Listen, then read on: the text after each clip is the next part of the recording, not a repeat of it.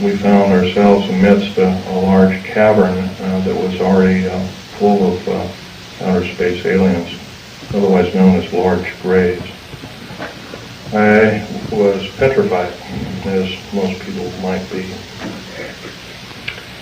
The only thing I could think of doing at the time was shooting at them. I killed 2 of them, but by the time I could reload and refire at that time, I had a Walter PPK pistol. I was an engineer, so I didn't feel I had to carry a gun underground. And I always carried this particular one. It's nice and small, and it's quite effective.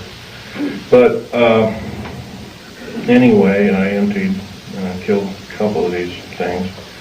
And at that time, there was several other groups of people down there. It's about 30 people total, and 30 to almost 40 more came down there, and they all got killed. Basically, what had occurred was that we surprised a whole under mountain base of existing aliens, and later I was to find out that we are not the highest on the food chain. These aliens have probably been living on our planet for different groups of aliens anyway, the short and the tall grays at least, for 1 million years living here. And this could explain a lot of the theory behind the ancient theory of ancient astronauts and these other kinds of things like that. Might also explain the bloodthirstiness of different kinds of native populaces like the Aztecs, etc., Olmecs and whatnot. Anyway, I got shot basically here, and their kind of weapon wasn't really a gun-like thing. It was kind of like a box that they had on their body that they could manipulate. And it burned a hole in me, and it split my ribs apart, and kind of gory and all that kind of stuff. But anyway, it also gave me a high dose of rather nasty cobalt radiation. And I have cancer to this day. It's probably a result of it, although I can't prove that. Okay, the second part of my talk is topic number 2, and includes basically how this all occurred. How could we have possibly gotten involved? Well, we finished working with, we basically were beaten down by World War II, and I guess we were figured to be rather vulnerable as a populace in the world, which we were at the time. And I'm sure this is probably why we, at our weakest point, later found out to be vulnerable indeed, and so we were basically attacked. And of course, I think some of us, how many people here are familiar with the crash at Aztec, New Mexico? Raise your hand. Okay, in 1947, sometime in July of 1947, there was a large crash of a flying saucer.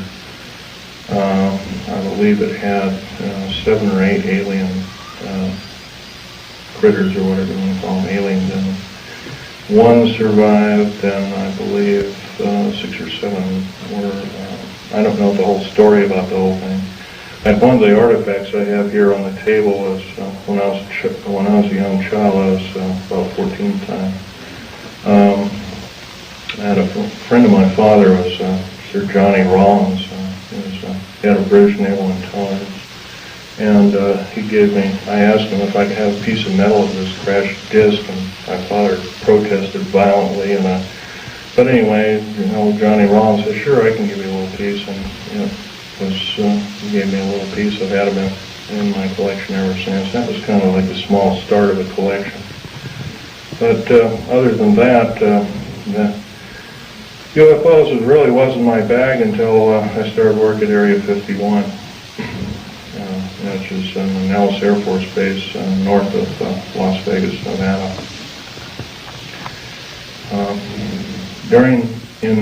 Going back in 1979 in a firefight, it took me about 2.5 years to recuperate, enough that I could go back to work. But I did. I survived. I went back to work through Morrison Knudsen and EG&G, and back to all of Page and Page and other construction outfits at the time. Anyway, At Area 51, they were testing all kinds of very peculiar spacecraft. I think you're also, how many people here, for instance, are familiar with Bob Lazar's story? Good. That's a good group indeed. I'd suggest more of you buy his, or obtain his tape or borrow his tape and read some of the publications. He was a physicist who worked at Los Alamos National Laboratory at Area 51, trying to decipher what was the propulsion factor of basically these alien spacecraft, these discs and other kinds of type of craft.